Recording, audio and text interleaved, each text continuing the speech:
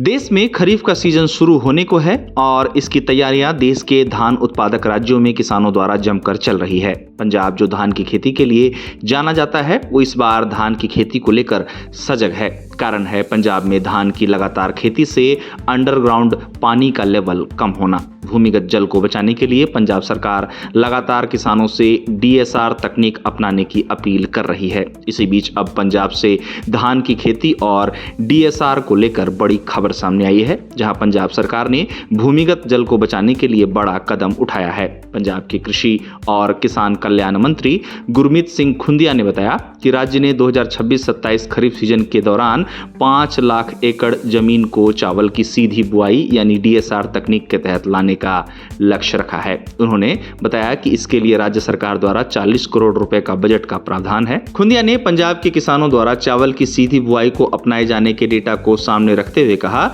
कि खरीफ सीजन 2025 में राज्य के 23,410 किसानों ने डीएसआर तकनीक अपनाई, जिससे 2,35,899 एकड़ जमीन पर धान की सीधी बुआई हुई। उन्होंने जानकारी दी कि इसको लेकर राज्य सरकार द्वारा योग्य किसानों के बैंक अकाउंट में सीधे 1500 रुपए प्रति एकड़ की दर से 35.38 करोड़ से ज्यादा की आर्थिक मदद भेजी गई है। पंजाब के कृषि मंत्री डीएसआर तकनीक को जल संरक्षण में किसानों की क्रांति का नाम देते हुए कहते हैं कि 2025-26 के दौरान मिले रिस्पांस ने इस पहल को और बढ़ाने के लिए एक मजबूत नींव रखी है। उन्होंने कहा कि 2026-27 के लिए 40 करोड़ के खर्च और 5 लाख एकड़ के टारगेट के साथ हम कीमती ग्राउंड वाटर बचाने के अपने वादे को आगे बढ़ा रहे हैं। इस दौरान वे किसानों से पानी की बचत करने हेतु डीएसआर तकनीक को अपनाने और इंसेंटिव पाने के लिए पंजीकरण की अपील करते हुए देखे गए। मंत्री ने कहा कि ऑनलाइन डीएसआर रजिस्ट्रेशन पोर्टल पहले से ही चालू है।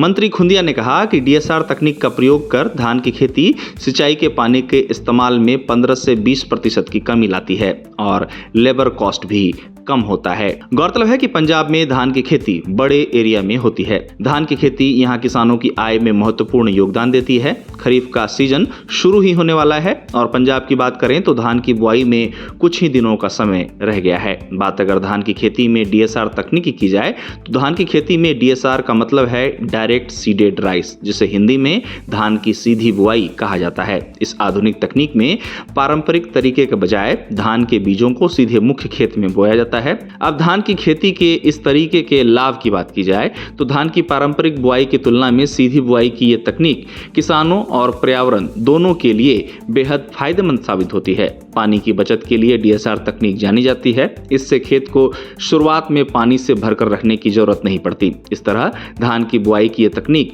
पानी की बचत करने के साथ ही भूजल को भी संरक्षित रखने का काम करती है। यह तकनीक कम मेहनत और कम लागत के लिए भी जानी जाती है, जहां इसमें नर्सरी तैयार करने और फिर उसकी रोपाई करने का झंझट नहीं रहता है। इससे लेबर खर्च और खेती की कुल लागत में कमी भी देखने को मिलती है। साथ ही सीधी बुआई से फसल तैयार होने के समय और किसानों की मेहनत दोनों की बचत होती है। जहां तक पंजाब की बात है तो खेती की उन्नत तरीकों को अपनाने में पंजाब के किसान हमेशा से आगे रहे हैं और यही कारण है कि पंजाब में धान की खेती बेहतर होती है। इस तरह पंजाब भारत के सबसे बड़े चावल उत्पादक राज्यों में से एक है, जो देश के कुल चावल उत्पादन में 11% का योगदान देता है। पंजाब के पटियाला, संगरूर, फिरोजपुर और लुधियाना जैसे जिले चावल की खेती में अहम भूमिका निभाते हैं। हालांकि चावल की खेती में अधिक पानी की आवश्यकता होती है, जिसके कारण पंजाब में भूमिगत जल के अधिक दोहन ने राज्य में अंडरग्राउंड वाटर लेवल को प्रभावित करने का काम किया है। हाल ही में पंजाब में आई बाढ़ के कारण